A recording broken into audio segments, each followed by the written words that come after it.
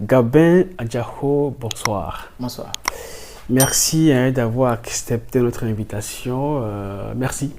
C'est moi.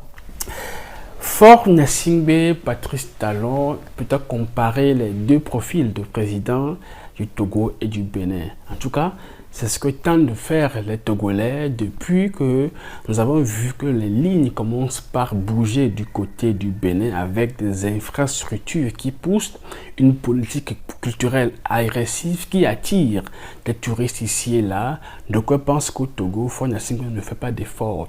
Mais il s'avère que peut-être que les réalités ne sont pas les mêmes. Donc avec vous aujourd'hui, nous allons essayer de voir si c'est possible de comparer ou non les deux profils de président. Merci une fois encore d'avoir accepté notre invitation. Merci aussi de m'avoir invité. Alors, commençons par le départ.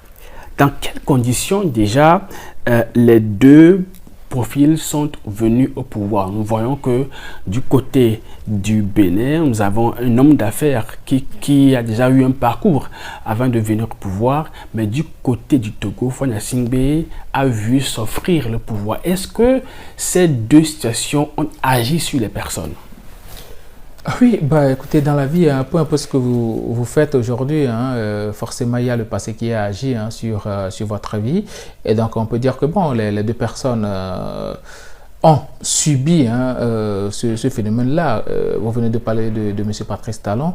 Il faut noter que M. Patrice Talon, c'est quelqu'un qui était beaucoup plus issu d'une famille assez modeste parce que son papa était cheminot et sa maman ménagère. C'est quelqu'un qui a fait des études d'économie autre là, de l'autre côté du Dakar, mais il s'est vite mis dans les affaires. C'est quelqu'un qui a été connu dans les affaires depuis les années 80. Il était connu dans les affaires comme commerçant des intrants agricoles et aussi des emballages comme les Aligo, Dangote et autres là. Et c'était comme ça que le monsieur s'est fait un nom de l'autre côté de Cotonou, et donc les Béninois s'étaient beaucoup plus attachés à lui par rapport à sa vision économique et tout. Et après, il s'est approché, ou bien la politique s'est imposée à lui parce que, il faut le dire, c'est celui-là qui lui a montré la voie de la politique, et M. Yahi Boni, qui lui aussi, au plus bas, n'était pas politique, il était beaucoup plus financier et autres là, mais il a connu M. Patrice Talon par le biais de la finance et autres là, parce que Patrice Talon était dans les affaires et lui, il était beaucoup plus dans les banques. Et donc, avec son arrivée à la BOAD dans les années 90 comme agent technique et tout, il a eu à faire la connaissance de M.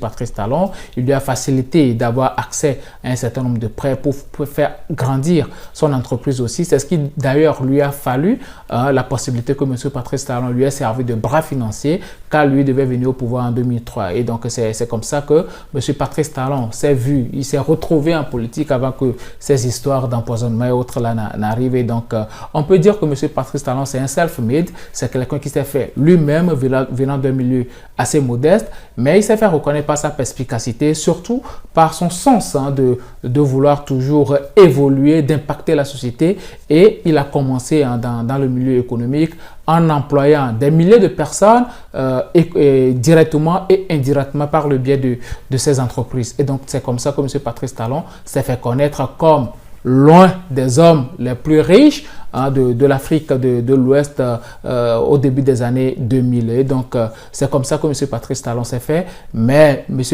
Faure Gnassingbé, vous voyez que c'est de l'antagonisme, c'est deux personnes complètement différentes qui viennent de milieux assez différents. M. Faure Gnassingbé, lui, il était beaucoup plus connu. Beaucoup de Togolais l'ont connu après 2005, parce que beaucoup ne savaient même pas que le monsieur, il avait fait les armes avec son père. Il était député et ensuite il était ministre des Mines.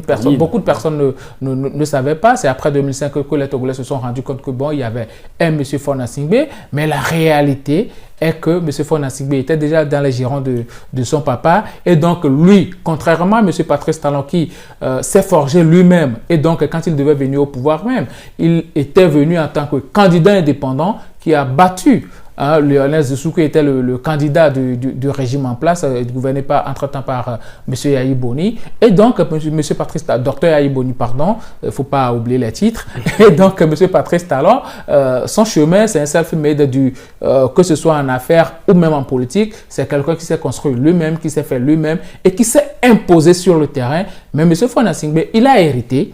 Il a hérité premièrement en tant que député parce que c'était le parti politique de son père qu'il avait présenté, le parti RPT de son père qu'il avait présenté. Ensuite, c'était son propre père qu'il avait nommé ministre des Mines. Et ensuite, après la mort de son père, c'est lui qui a hérité du système politique de son père en devenant président de la République proposé par les militaires. Imposé par les militaires. Imposé par les militaires, comme son père en son temps aussi l'avait fait. Et donc après, il a démissionné par la pression populaire et surtout sous la pression de la communauté internationale, parce que ça aussi, il faut le saluer. Il a eu la présence d'esprit d'accepter qu'il n'était pas venu au pouvoir par les voies réglementaires et donc il a démissionné. Et ensuite, c'est le parti de son père qu'il a ensuite proposé comme candidat aux élections présidentielles en avril 2005. Et donc, c'est comme ça que M. Faure Gnassingbé est arrivé au pouvoir. Et donc, il y a quelqu'un qui est un héritier et l'autre qui est un self-made. Et donc, le mode de dévolution du pouvoir, ce n'est pas la même chose. Alors, est-ce que cela agit aussi sur les ambitions des deux profils avant de venir au pouvoir? Bien sûr qu'après, on va étudier si les profils-là, leur passé a agi sur le mode de gouvernement. Mais on sait que M. Patrice Talon, j'ai vu dans une vidéo, avant qu'il ne prenne le pouvoir en 2016, il avait organisé une conférence avec les Béninois de la France, les gens sont venus d'un peu partout de l'Europe, où Talon expliquait qu'il avait envie de marquer l'histoire parce qu'il sait qu'il est déjà riche. Le ciel l'a béni aujourd'hui. Il ne veut plus être envié parce que selon ses mots, celui qui a beaucoup d'argent et envié n'est pas aimé, mais celui qui marque l'histoire et aide ses concitoyens est admiré et aimé. Et c'est pour ce destin-là qui s'est battu pour prendre le pouvoir. Mais est-ce que c'est le même profil pour Faure Gnassingbé? Est-ce qu'on sait pourquoi Faure Gnassingbé a accepté les charges du président en 2005? Bon, premièrement, M. Patrice Talon, en venant au pouvoir, il avait déjà une assise économique. Et c'est quelqu'un qui s'était déjà forgé, parce que déjà, je l'avais dit, il venait d'un milieu assez modeste. Et donc, quelqu'un qui est issu d'une famille, je ne veux pas dire pauvre, mais qui arrive à ce niveau-là de fortune, de richesse. Et donc, le monsieur, il n'avait plus de problème d'argent. Mais occuper un poste présidentiel, c'est beaucoup plus une ambition d'arriver à impacter la République béninoise à une grande échelle, parce qu'il le faisait déjà avec des milliers d'employés qu'il avait à son chiffre. Ouais. Voilà, 110 000 employés, ce n'est pas rien, ce n'est pas du n'importe quoi. Il faut être quelqu'un pour employer plus de 110 000 personnes. Et donc, M. Patrice Talon a réalisé cela, mais il veut encore impacter beaucoup plus le Bénin d'une certaine manière. C'est-à-dire faire asseoir le Bénin autour dans le concert des nations, et donc faire connaître beaucoup plus le Bénin, parce que le Bénin, selon lui, a tellement de richesses qui sont inexploitées, et M. Patrice Talon a agi sur cela. S'il pensait juste à lui-même, après la paix qu'il y a eu entre lui et M. Yahi Boni en 2016, il allait rentrer au Bénin, vivre sa vie tranquillement avec sa famille et tout. Mais il a l'ambition de faire asseoir le Bénin dans le concert des nations, de faire connaître beaucoup plus le Bénin. Et aujourd'hui, le Bénin est devenu une référence en matière de développement. Aujourd'hui, beaucoup de personnes disent même que le Bénin est devenu le Rwanda de l'Afrique de l'Ouest. Le Bénin, la capitale Cotonou, est aujourd'hui la capitale de l'Afrique de l'Ouest. Il y a pratiquement chaque week-end beaucoup de personnes qui y vont, et même pendant les périodes de festivités de Vodundes et autres là, c'est beaucoup de personnes qui se rendent à Cotonou, qui se rendent au Bénin pour visiter quand même ce pays-là, et c'est beaucoup de fonds qui rentrent au Bénin. Et il a essayé de faire quelque chose comme quoi vendre le Bénin beaucoup plus cher. Et donc aujourd'hui, beaucoup d'investisseurs se ruent au Bénin, créent des entreprises et autres là, notant que le Bénin fait partie de ces premiers pays qui aujourd'hui exportent les produits béninois vers les États-Unis et autres là, sans grand problème. Et donc ça veut dire que réellement le Bénin a une certaine assise culturelle et même économique sur le continent africain et particulièrement dans la sous-région ouest-africaine. Et donc, M. Patrice Talon, il a pu réaliser ce que beaucoup de personnes n'imaginaient pas. Bon, c'est vrai, le Bénin a une certaine assise démocratique. Quand on veut citer les pays démocratiques en Afrique, on peut citer le Bénin avec le Sénégal et autres là.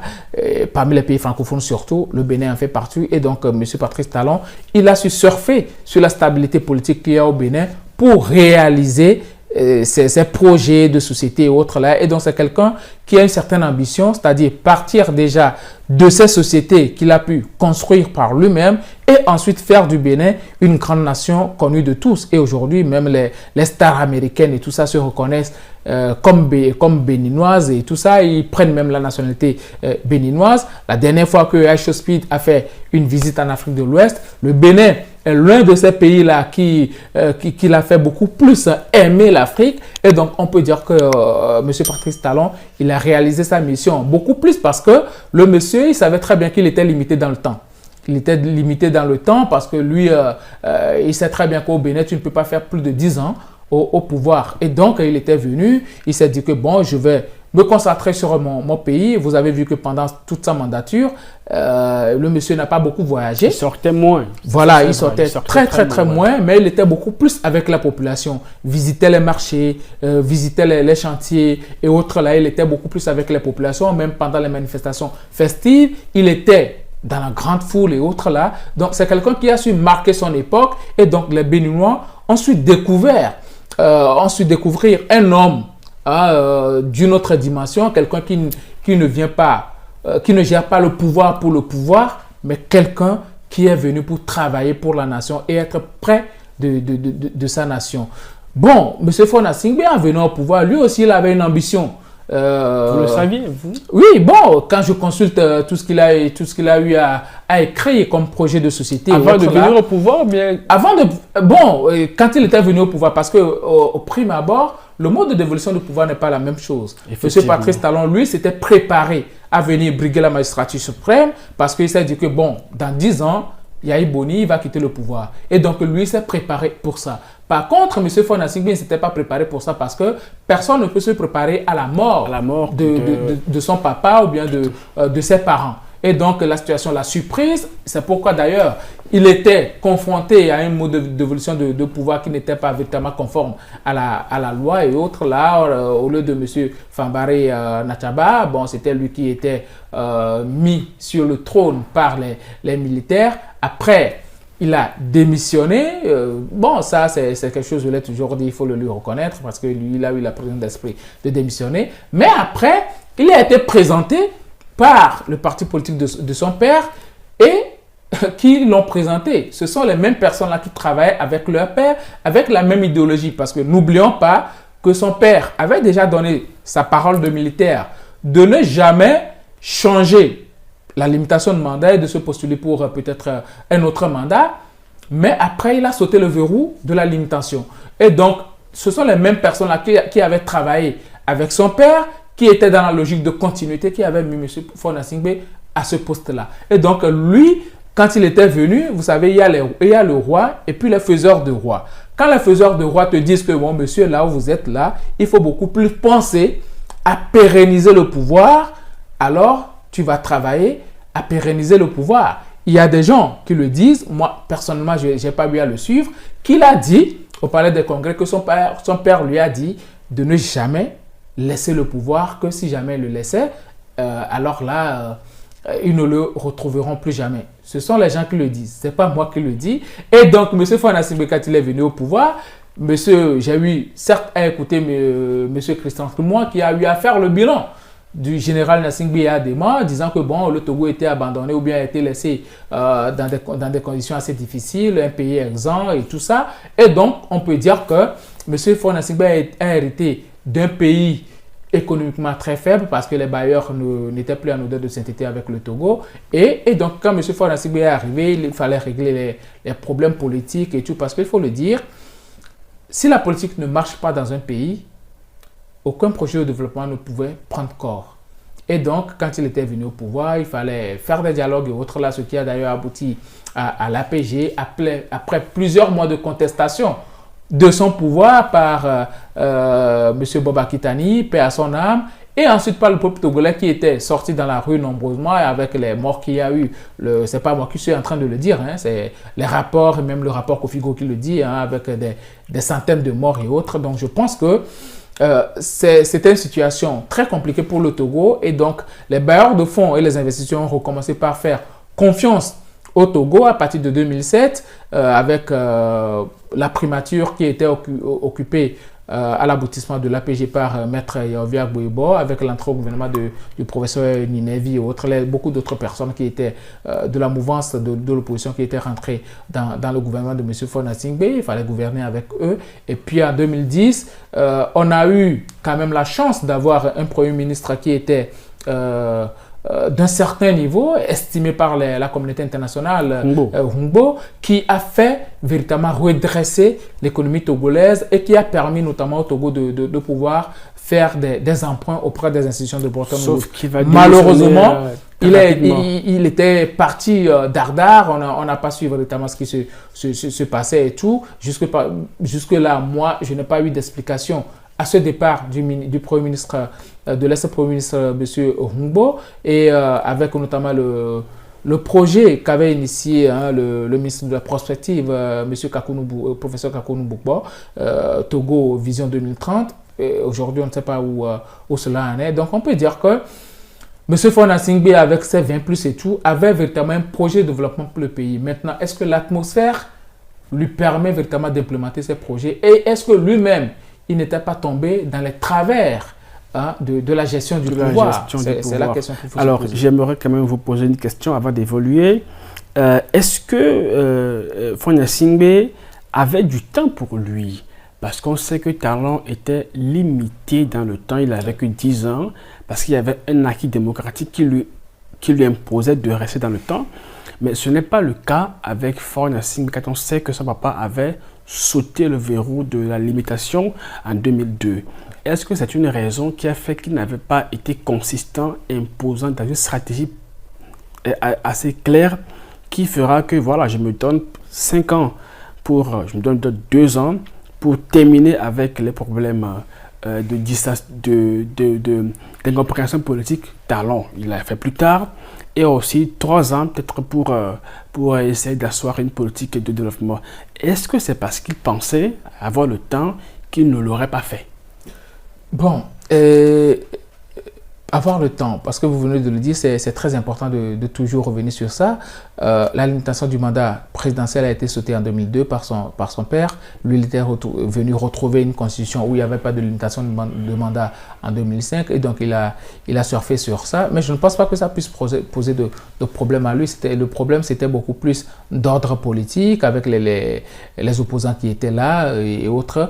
Mais je pense qu'il avait failli évidemment à un devoir de réconciliation nationale, parce que ces clivages-là, ça ne date pas de 2022 ou bien de 2002 ou bien de 2003. Ces clivages dataient depuis les années 90 et autres là. Donc, ça a continué jusqu'à son époque. Je pense qu'il fallait quand même faire asseoir pratiquement tout ça, et aussi, surtout, respecter et appliquer l'APG.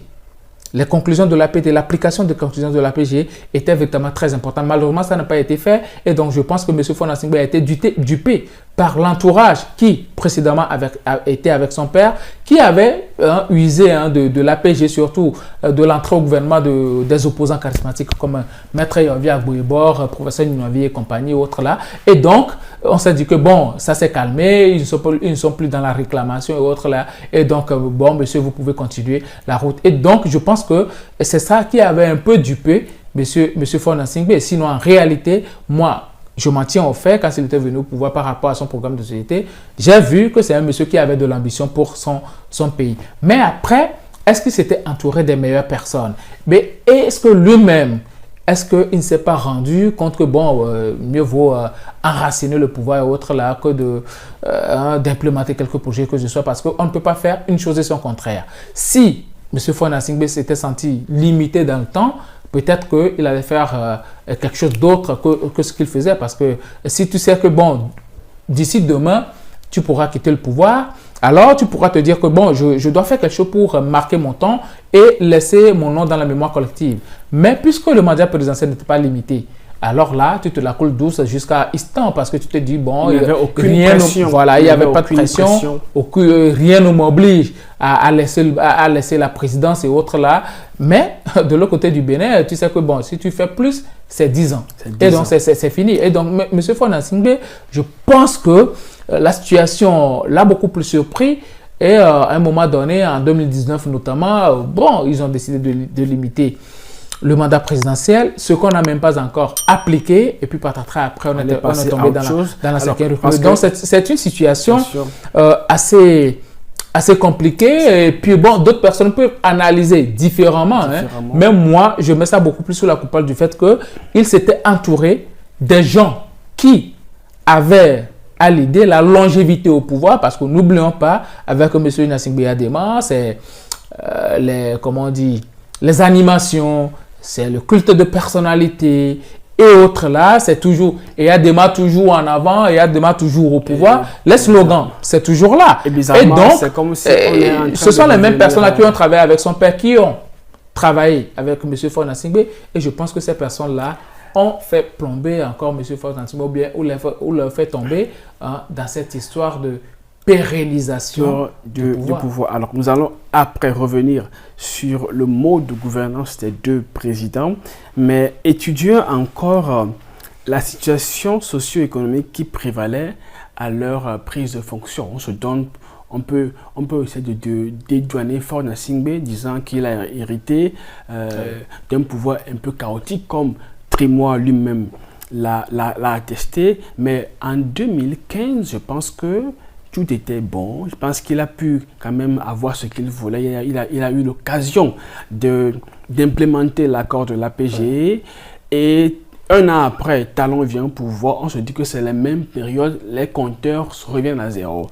Sauf que Talon, quand il prend le pouvoir, il va définir une stratégie claire, vision de Bénin révélée 2016-2021, assez claire. Et Faure Gnassingbé à 2015, est-ce que vous avez vu un président qui était porté par une idéologie, une stratégie claire dans laquelle les Togolais se sont retrouvés, comme on le voit aujourd'hui? 2015, c'était le mandat social qui avait été dit par M. Faure Gnassingbé. Mais est-ce que ça s'est vu sur le terrain? Est-ce que ça s'est ressenti sur le terrain? Parce que, vous savez, nous avons toujours ce problème-là. Malheureusement, je vais encore revenir sur ça. C'est un problème politique et surtout lié au fait que nous n'avons pas de vision claire par rapport à l'alternance au pouvoir. Et toujours, on confond le pouvoir à une seule personne ou bien à une famille ou bien à un monsieur. C'est un peu ça qui est beaucoup plus difficile au Togo. C'est vrai, M. Faure Gnassingbé était arrivé au pouvoir avec une vision assez claire, avec les 20+, avec un programme de société assez clair. Et à un moment donné, même certains Togolais qui s'étaient sentis déçus de sa venue au pouvoir, notamment en 2005 où il y a eu assez de bréma sur la population, les gens se sont dit, bon, c'est un jeune, peut-être il fera mieux. Et donc les gens ont accepté de lui faire confiance. Et donc le monsieur, il a commencé par dérouler son projet. Et tout ça, notamment en 2015, comme vous venez de le dire, c'est pas du tout repos parce que ces problèmes politiques-là existent toujours. Je venais de parler du dialogue qui a abouti à l'APG. Mais n'oublions pas, en 2010, puisque le mandat court de 2005 en 2010, il y a eu l'élection présidentielle avec la contestation menée par M. Jean-Pierre Fabre pendant 4 ans. Un pouvoir contesté pendant 4 ans.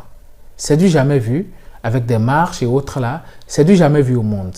Mais l'NCAU a réalisé cela. Et il fallait signer un accord avec Dr Gilles-Christ Olympio, président de l'UFC. L'accord a été signé en 2010. L'accord a été signé. Mais est-ce que ça a résolu le problème politique togolais? Non. Les contestations ont continué de plus belle.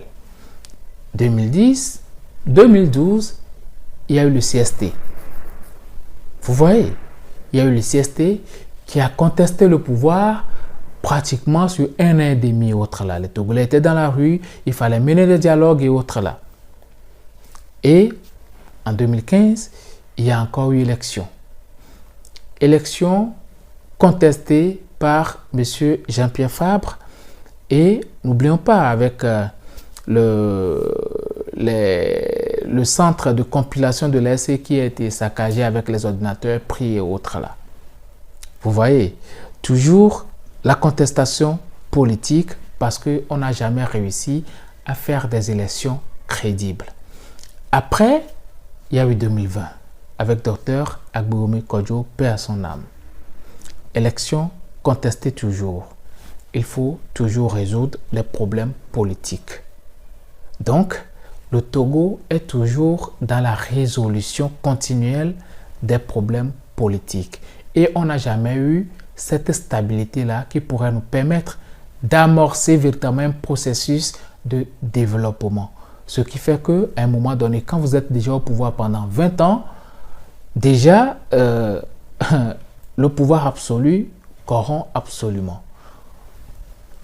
Ceux-là qui vous entourent se disent que bon, je me dois d'être avec vous pour que moi aussi je puisse trouver pour mon compte.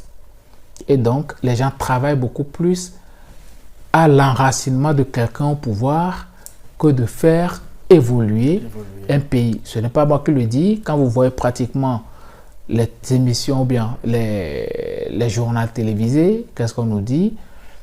Sous la vision éclairée du président de la République ou bien du PC, avec des formules, mais c'est toujours dirigé vers une seule personne. Ça veut dire que le pouvoir n'est pas véritablement partagé, c'est toujours concentré sur une seule personne, c'est toujours faire la promotion d'une seule personne. Je ne sais pas si c'est ce que M. Faure Gnassingbé lui-même désire véritablement. S'il ne désirait pas cela, je pense que cela fait un moment qu'il aurait arrêté. Moi, je lui donne le bénéfice du doute, mais je suis en train de relater les faits, c'est que jusque-là, le Togo n'a pas encore su résoudre son problème politique et on l'a encore vu avec la 5e République où il y a eu des manifestations en juin 2025 et en juillet. Et jusque-là, je ne sais pas si ce problème-là est résolu. Actuellement, la 5e République est toujours contestée. Et donc, les gens sont toujours obligés, vous voyez, hein, les députés ont été renvoyés, elle a expliqué la 5e République aux populations et tout ça. Donc, au lieu de se concentrer à travailler pour le développement, on est toujours dans les explications, on est toujours là à résoudre les problèmes politiques. Et ça ne fait pas avancer un pays parce que un seul jour de perdu dans la vie d'une république, c'est beaucoup. C'est 24 heures. Donc, c'est beaucoup. Et donc, contrairement à M. Patrice Talon, lui, il était venu au pouvoir au prime abord avec sa propre équipe. Parce qu'il n'y avait pas quelqu'un qui lui a légué le pouvoir comme un héritage. Il était venu, il a gagné les élections et donc, le monsieur, il était venu avec sa propre équipe, avec ce qu'il faut pour mettre son projet de société en place, avec la lutte contre la corruption et autres là. Et donc, le Bénin est au niveau qu'on est en train de voir aujourd'hui. Mais ce n'est pas pour dire que M. Faure Gnassingbé n'a rien fait à la tête du pays. Lui aussi, il était arrivé avec les routes qui étaient remplies de nids de poules et autres là. Il a su faire quelque chose. Il a su implémenter un projet. Sauf que c'est son propre ministre qui a eu à dire que le Togo a été récupéré dans un état assez délabré. Oui. Et donc, le temps de travailler à résoudre les problèmes politiques et le temps de travailler au développement du pays, c'est quelque chose qui épuise. Alors, avec vous, hein, nous venons quand même de parcourir les deux profils. Là, on se rend compte que au Togo, c'est plutôt notre acquis politique qui est le frein à notre développement, ce qui n'est pas le cas au Bénin. Et Faure Gnassingbé, en venant au pouvoir, on peut dire, hein, même si les mots seront difficiles, qu'il aurait échoué en tant que leader du pays. Il aurait échoué à imposer un rythme de réconciliation. On se rappelle encore avec le gros travail qu'a fait feu Monseigneur Bariga pour sillonner la CVJR avec des recommandations qui n'auront pas été prises en compte. Est-ce que, avant de vous poser la question ultime, une question intermédiaire, est-ce que le passé de ces deux profils-là a agi sur leur conception du pouvoir. On voit un Patrice Talon qui est un self-made man qui vient seul, et Faure Gnassingbé qui n'a pas d'acquis, qui n'a pas appris à gouverner. On sait que Talon, il aura appris à gérer une entreprise, même chose avec Trump. Bien sûr que ce n'est pas vraiment un acquis. D'autres présidents dans le monde entier n'ont pas eu à diriger des entreprises avant de prendre le pouvoir. Oui. Mais on sait aujourd'hui que Faure Gnassingbé est un enfant chuchoté, je peux le dire ainsi, avec des mots gros, avec des mots un peu crus. Mais est-ce que cela fait qu'il n'avait pas l'art de diriger? Est-ce que ça a agi sur lui selon vous? Bon, c'est beaucoup plus pour le fils d'un roi de gérer que pour quelqu'un qui n'a pas eu à apprendre la gouvernance. Monsieur Faure Gnassingbé, il était dans la cour du roi. Donc il aurait certainement appris. Oui, forcément, il a appris la gestion du pays. Et donc il n'était pas tombé il n'était pas tombé. Est-ce qu'il a mal appris? Bon, je ne sais pas. Il n'était pas tombé S. nihilo comme ça dans la politique. C'est quelqu'un, je venais de le dire, il a occupé des postes politiques, notamment le poste de député. Ensuite, il était même le président de la commission des lois, si ma mémoire est bonne, parce que n'oublions pas que quand la constitution ou bien le mandat présidentiel, la limitation du mandat a été sautée en 2002, il était aussi à l'Assemblée nationale, il ne faut pas l'oublier. Et donc ensuite, il a eu à occuper le poste de ministre des député. Voilà. Et ensuite, il a occupé le poste du ministre des Mines. Et donc, c'est quelqu'un qui connaissait déjà la politique, contrairement à M. Patrice Talon, qui, premièrement, était le bras financier de M. Ayiboni et tout ça. À un moment donné, il ne s'est jamais imaginé devenir président de la République, mais par rapport peut-être à l'exil et tout ça, il s'est dit que bon, je vais me forger à devenir président de la République et surtout implémenter ma vision du Bénin à son pays. Et donc, M. Patrice Talon, c'est quelqu'un qui s'est forgé, tu viens de le dire, c'est un self-made man, mais M. Faure Gnassingbé, c'est quelqu'un qui était déjà né la cuillère en or en bouche. Et donc, sa conception du pouvoir n'est pas forcément la même chose. Et n'oublions pas que M. Faure Gnassingbé a été avec son père qui a fait 38 ans au pouvoir. Et donc, la longévité au pouvoir peut être quelque chose de bien conçu par lui. Alors que monsieur Patrice Talon, bon, il savait très bien que lui, il venait dans un environnement où tu ne peux pas faire plus de 10 ans au pouvoir. Et donc, il fallait beaucoup plus travailler pour impacter les populations. C'est pratiquement comme ça dans tous les pays où il y a la limitation de mandat aujourd'hui. Quand vous voyez au Ghana, c'est vrai aujourd'hui, John Dramani Mahama est revenu au pouvoir, mais il ne fera pas plus de 8 ans parce qu'il avait déjà fait 4 ans avant que Nana Akufo-Addo ne vienne au pouvoir. Maintenant qu'il est au pouvoir, vous voyez la célérité avec laquelle il est en train de travailler pour faire en sorte que les Ghanéens se sentent à l'aise et surtout que les Ghanéens oublient aussi ses erreurs de son premier mandat. Et donc aujourd'hui, M. Faure Gnassingbé, lui, est-ce qu'il est dans cette logique-là? C'est la question qu'il faut se poser, notamment que nous savons très bien qu'aujourd'hui, la présidente du Conseil, son mandat n'est pas limité. Tant que le parti au pouvoir sera toujours majoritaire à l'Assemblée nationale, lui, il sera toujours président du Conseil. Alors, et donc, tout ça, c'est un peu ça le problème du Togo. C'est toujours un problème politique. Pour poser la question autrement, bien sûr qu'on peut être le prince, mais ne pas avoir les armes nécessaires pour gouverner. On sait qu'IADEMA, avec lui, on a vu des grands travaux, on a vu des grandes constructions, au Théâtre de la Paix, 2 février, le palais des congrès, les 2 palais des 2 pays, les universités. Ce qu'on voit très moins chez Faure Gnassingbé, il n'y a pas de grands travaux qui sont amorcés, à part, on a vu quand même qu'il a reconstruit notre aéroport, baptisé au nom de son papa. Est-ce que Faure Gnassingbé avait une propre identité qui n'est pas engagée vers une mobilité de transformation? Bon, est-ce que je peux le dire ainsi? Parce que M. Faure Gnassingbé, il est arrivé au pouvoir. Lui aussi, il a fait des politiques de grands travaux, avec les routes qui ont été faites. Et qui ont été reconstruites. Il n'y a pas eu de nouvelles routes, carrément. Bon, quoi qu'il en soit, ce sont des grands travaux qu'il avait fait. La route d'Adi de Gomé et beaucoup de routes à Agoye et autres là, même à l'intérieur du pays, des pistes rurales, comme l'avait dit un porte-parole dans une émission donnée à l'étranger et tout ça. Bon, il a eu à faire s'il peut faire. Moi, je ne veux pas lui donner cela. Comparé à son père, il n'y a pas match.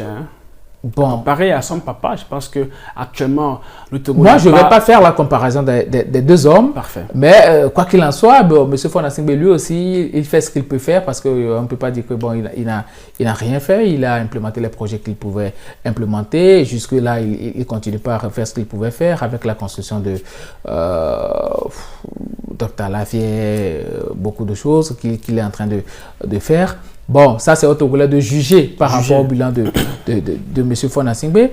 Mais bon, là, je venais de le dire, la longévité au pouvoir de son père peut aussi rentrer dans son subconscient et puis il va se dire que bon, c'est tout à fait normal de se pérenniser au pouvoir, notamment que ceux-là qui avaient travaillé avec son père l'entouraient toujours et même aujourd'hui, quand vous voyez pratiquement dans le gouvernement, ce sont des gens dont les parents avaient déjà travaillé avec son père, qui ne continue pas à travailler avec lui. Lui-même, il n'a pas innové en termes de personnes ressources et autres là. Donc je pense que ce sont des choses qui peuvent peser sur lui. Bon, à un moment donné, il a implémenté des projets comme quoi, bon, il veut investir dans l'humain et tout ça, mais la réalité est qu'aujourd'hui, on n'est pas arrivé véritablement à réaliser son dessin. Donc, bon, courage à lui, c'est tout ce que je peux dire. Parce que, bon, quelqu'un ne peut pas être au pouvoir et ne pas vouloir le bonheur de sa population. Alors, d'où ma question. Peut-être qu'il y a des blocages, moi je ne sais pas. D'où la question que j'aimerais vous poser, normalement au début de l'émission, mais je vous la pose maintenant. Si on disait que Faure Gnassingbé n'avait pas de stratégie, n'avait pas de vision, comme beaucoup le pensent, on serait en erreur. Est-ce que sa stratégie était claire au départ, rester le plus longtemps possible au pouvoir? Et si c'est ça la stratégie, alors je pense qu'il est arrivé parce que ça fait plus de 26 ans qu'il est là. Est-ce que c'était ça sa stratégie? On a vu qu'avec Talon, c'est transformer le Bénin, il est arrivé, mais Faure Gnassingbé, on a vu qu'il y a eu beaucoup d'échecs. Si presque chaque 2, 3 ans, il y a eu des contestations sur des questions mineures comme l'électricité, l'eau, c'est parce qu'il n'y arrive pas. Donc on se dit qu'il n'y arrive pas, il y a des échecs. Pour résumer ma question, est-ce que du côté du Bénin, on pensait stratégie, développement et tout cela, et au Togo, on pensait garder le pouvoir? Dans tous les cas, si on faut penser garder le pouvoir, Faure Gnassingbé a réussi. Et s'il faut penser développement au Bénin, on se dit que Talon aussi a réussi. Bon, penser stratégie de garder le pouvoir, on venait de le dire, M. Faure Gnassingbé était venu au pouvoir avec une constitution qui n'avait pas limité le mandat présidentiel, même si beaucoup de Togolais le disent, hein, qu'il est comptable du fait que ce verrou-là de la limitation du mandat a été sauté parce qu'il était député aussi. Et après, il faut le dire que, bon, M. Faure Gnassingbé, en 2019, il a eu, bon, par le biais de ces députés-là, les députés Djerry Tama et compagnie, à limiter le mandat présidentiel. Mais après, cette histoire de constitution de la 5e République était arrivée, donc les Togolais se sont rendus compte que bon, il va rester au pouvoir, peut-être ad vitam aeternam, parce que tant que son parti sera majoritaire à l'Assemblée nationale, lui, il va continuer par garder le pouvoir. Et moi, personnellement, peut-être on peut m'en excuser pour ça, hein, mais je ne vois pas quelqu'un en dehors de M. Faure Gnassingbé présider le parti politique Unir, parce que je ne vois pas quelqu'un postuler lors d'un congrès en face de M. Faure Gnassingbé. Et donc, tant que le parti politique Unir sera majoritaire à l'Assemblée nationale, et nous savons comment aujourd'hui les élections sont dans nos pays où les populations ne participent pas, ou bien même quand on voit les derniers scores des opposants et tout, on se rend compte que véritablement c'est une situation assez difficile politiquement pour nos partis politiques de l'opposition. Et donc, si le parti au pouvoir est toujours majoritaire à l'Assemblée nationale, M. Faure Gnassingbé va garder le pouvoir. Et donc, c'est un peu cela.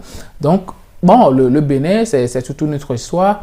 C'est rentré dans la mémoire collective que, bon, chaque président qui vient au pouvoir, peu importe ce qu'il est en train de faire, il ne pourra pas faire plus de 10 ans. Et donc, on t'attend au bout de ton mandat présidentiel. Alors là, ce qu'il faut faire, c'est d'essayer de rentrer dans la mémoire de tous les Béninois pour que, bon, ils se disent que, bon, ton passage a servi à quelque chose, ou bien quand tu étais là, tu as fait ci, tu as fait ça. Et donc, M. Patrice Talon était dans cette logique-là. Bon, je venais de parler des problèmes politiques liés au Togo et tout ça, Bon, M. Faure Gnassingbé, aujourd'hui, ça fait pratiquement 21 ans qu'il est au pouvoir. Le 5 février passé, ça fait 21 ans qu'il est, ça fait, voilà, 21 ans qu'il est au pouvoir. Et 21 ans, ce n'est pas rien, mais il a passé tellement de temps à résoudre les problèmes politiques qu'il n'a pas, d'ailleurs, résolu parce que jusque-là, est-ce qu'il voulait les résoudre? Là, l'autre question. Bon, là, je ne sais pas. Je ne sais pas, c'est à lui de résoudre ce problème-là. Parce que le constat aujourd'hui, oui, c'est lui qui a la manette. C'est lui qui a la manette. Alors. Et le résultat aujourd'hui est que les problèmes politiques ne sont pas résolus au Togo. Et donc, le bilan, on va le donner à qui? C'est à lui. C'est lui qui est à la tête du pays. Depuis 2007, avec l'APG et tout ça, les accords qu'on a eu à citer, quand vous prenez pratiquement tous ces accords qui ont été signés, ben, c'est difficile de trouver des parties là qui ont été résolues par M. Faure Gnassingbé et son gouvernement. Et même le livre blanc sorti par la CVGR dirigé par Monseigneur Nicodème Anani Bariga, ben, il y a beaucoup de points qui jusque-là n'ont pas encore résolu, notamment le point lié à l'alternance au pouvoir. Ce n'est pas résolu. Et donc, je pense que c'est cette situation assez difficile. Est-ce que vous pensez que la stratégie de Faure Gnassingbé était de rester au pouvoir le plus longtemps possible? Bon, s'éterniser au pouvoir et tout. La réalité est là. Il a fait 20 ans au pouvoir. Et donc, on peut dire qu'il a fait, ou bien il s'est éternisé au pouvoir. Et jusque-là, peut-être en 2030 et tout ça, personne ne sait s'il va encore rester au pouvoir. Mais la réalité, c'est que normalement, la Constitution de 1992 avait prévu 10 ans au maximum au pouvoir. M. Faure Gnassingbé en a fait 20 et maintenant il est dans la 21e année avec une nouvelle Constitution. Ça veut dire ce que ça veut dire. Alors, j'en parlais récemment avec Horus dans une autre émission où carrément, nous avons l'impression de retourner sous l'ère Yadema avec des femmes qui se réunissent, qui chantent à l'honneur de Faure Gnassingbé, clamant haut et fort que la paix, le développement, bref, tout ce que nous avons vu avec la période d'animation. Ça, je ne vous arrête pas, ou bien je ne vous marche pas sur la langue, mais je pense que le président du Conseil doit arrêter un certain nombre de choses. C'est à lui d'arrêter. Parce qu'à un moment donné, bon, je ne sais pas trop. Alors, mais même si aime, ça semble quelque chose d'une autre ère. Je pense qu'il faut arrêter cela. Je monte l'enchère avant de vous laisser répondre. Hein. Et récemment, le président du Conseil était au nord du pays pour voir quand même l'installation des ponts, les travaux publics. Et il y a eu encore des anciens combattants, des militaires, des élèves qui sont réunis pour acclamer son passage parce qu'il veut aller voir des ponts. Et il y a eu des femmes qui ont fait des animations parce que notre président veut voir des ponts. Il a droit à un point de bain de foule. Alors, vous pensez encore qu'il n'aime pas ça, qu'il ne veut pas ça, qu'on le lui imposerait et qu'il fallait lui rappeler qu'il doit l'interdire. Et si, M. Gabin Adjako, analyste politique, et si c'est vraiment ce qu'il aime et c'est ce qu'il est en train d'avoir? Personne n'aime qu'il soit applaudi, n'aime pas qu'il soit applaudi. Tout le monde aime être applaudi. Mais là, on est dans la gestion d'un État. Et moi, personnellement, c'est quelque chose qui me gêne toujours. Quand un président doit aller visiter un chantier, qui n'est même pas encore totalement réalisé, et puis il y a des raids d'honneur, il y a des animations de gauche à droite, des gens qui chantent à son honneur. Et je pense que le président du Conseil, il doit faire arrêter ça. Parce que moi, personnellement, ce sont des images qui ne me plaisent pas.